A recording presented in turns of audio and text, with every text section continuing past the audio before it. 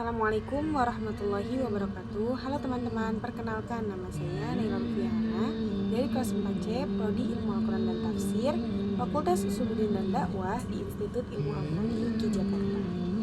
Pada kesempatan kali ini, saya akan menjelaskan tentang kitab Shahih Ibnu Hibban dan Shahih Ibnu Huzaimah yang akan saya jelaskan rinci. Setelah ini, simak videonya baik-baik ya teman-teman. Baik teman-teman, di sini saya akan menjelaskan tentang Shahih Ibnu Hibban dan Shahih Ibnu Huzaimah. Pada materi ini, yang pertama akan saya jelaskan yaitu biografi Ibnu Hibban. Imam Ibnu Hibban bernama lengkap Muhammad bin Hibban At-Tamimi Ad-Darimi Al-Busti. Beliau lahir sekitar tahun 270 Hijriah di kota Bust, wilayah Sijistan yang sekarang biasa kita sebut Afghanistan.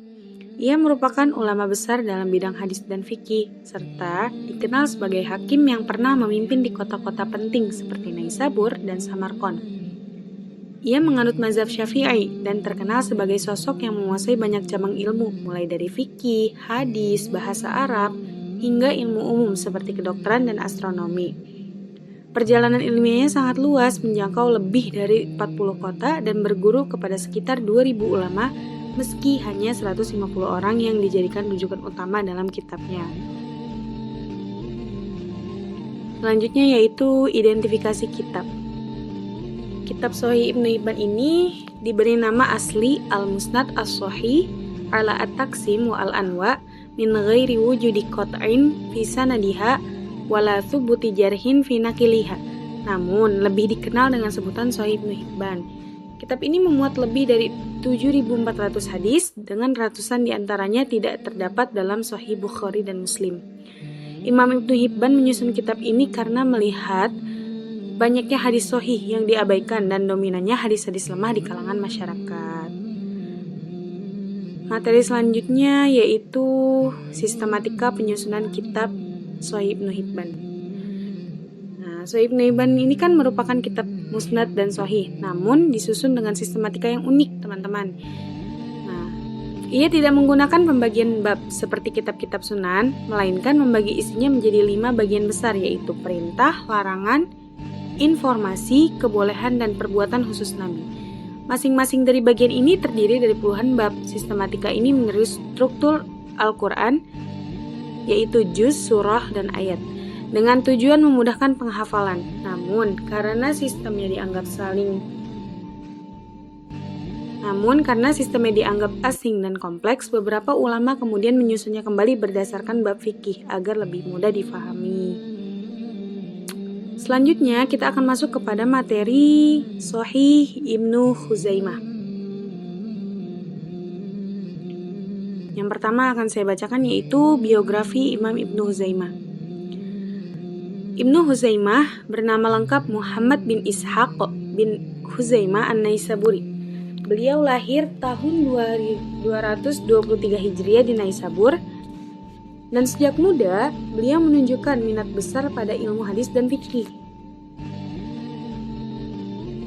Beliau juga belajar dari banyak ulama besar termasuk Al-Bukhari dan Muslim. Bahkan mereka saling meriwayatkan hadis satu sama lain. Beliau dikenal dengan daya hafal luar biasa dan pemahaman fikih yang mendalam. Di masa hidup beliau juga menyaksikan transisi pemikiran dari pemikiran Mu'tazilah ke Asy'ariyah. Ulama-ulama besar pun sampai memujinya karena kecermatan dan kedalaman ilmunya, dan banyak yang menjadikan karyanya sebagai pelengkap penting bagi hadis-hadis sahih selain Bukhari dan Muslim. Selanjutnya yaitu identifikasi kitab Shahih Ibnu Huzaimah. Kitab Shahih Ibnu Huzaimah memiliki nama Al-Mukhtasar min Al-Musnad As-Shahih An-Nabi SAW. Meski populer dengan sebutan Shahih Ibnu Huzaimah, kitab ini memuat sekitar 3079 hadis yang seluruhnya membahas aspek ibadah seperti wudhu, sholat, zakat, dan puasa.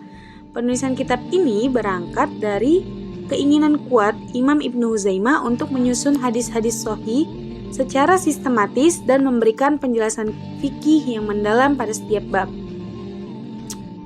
Nah, sistematika penyusunan kitab ini juga kitab Sahih yang menggunakan sistematika fikih kan, seperti kitab Sunan, penulisannya dimulai dari kitab Al-Wudu, lalu kitab As-Sholah, dan seterusnya, mengikuti urutan ibadah.